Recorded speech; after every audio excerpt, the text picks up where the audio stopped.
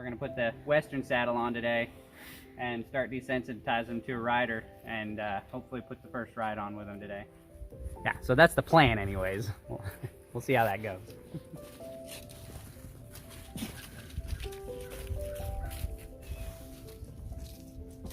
So when I first got in here and I started lunging him and I started throwing the blanket up on him, he was jumping around a little bit, but it's very, you could see it really didn't, you know, once you get through that initial one, and if you've done it so many times, they get the game.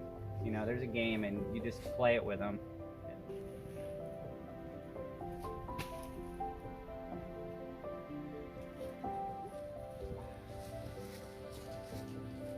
Just because he put that English saddle on doesn't mean he's gonna like this. I like to do the English saddle mostly because it's a lightweight contraption with a cinch on it.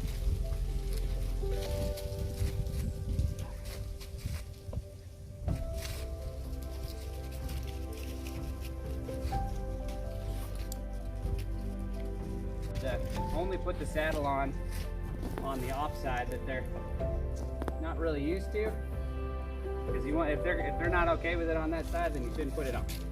You need to pull it up a little bit. Good boy. Pull up a little bit. Before I really actually sit it down. And also, if you can't lead the lead rope down, probably not ready. Might be, but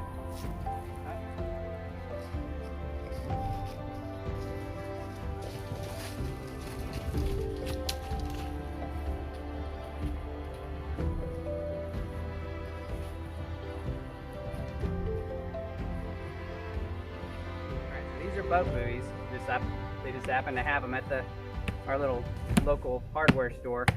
But I like to put them on here and get them to imitate flopping legs, because that's always kind of like a trigger of a new colt, is your legs flopping around. And you want to, initially, you want your legs to be able to flop all over the place and not scare the horse. They should just not be scared of almost anything. You can work on being more reactive later with more subtle cues, but right now, you want them, like, with this area, you want them to be just totally relaxed. And then this, a lot of people use a stick. I like to use these because it makes like a really loud sound. And it's kind of concussive.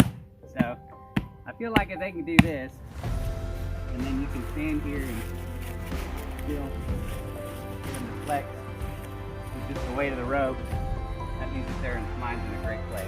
But now I'm going to send them off so those things can just dangle a little bit.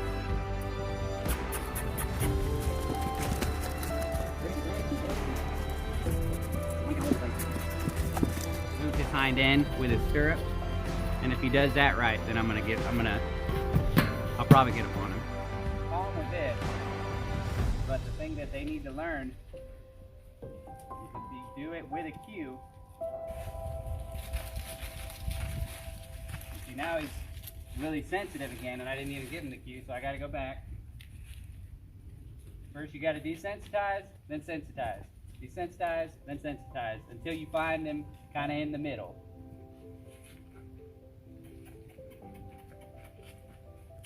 He's got it. He's got it. I feel like he's almost asking for me to get up.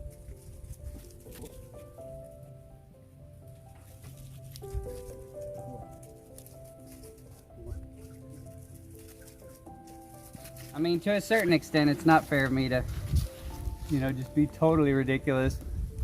It's something that can end up my wife feeding me with a spoon.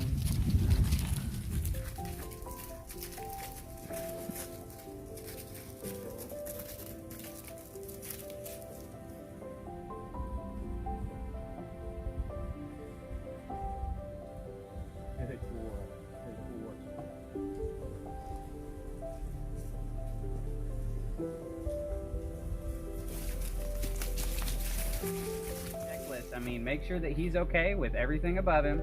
Make sure that you have connection with his feet in several different ways, that you can move his feet forwards, backwards, left, and right.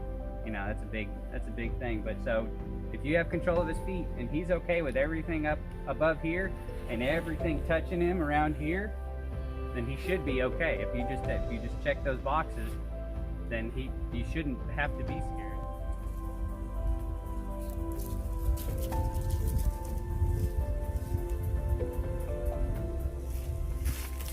Good boy. Good boy. Good boy.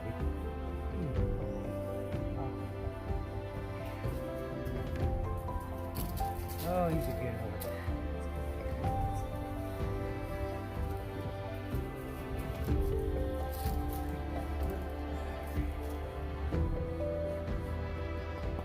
Good boy. Good boy. Now, I only got one left.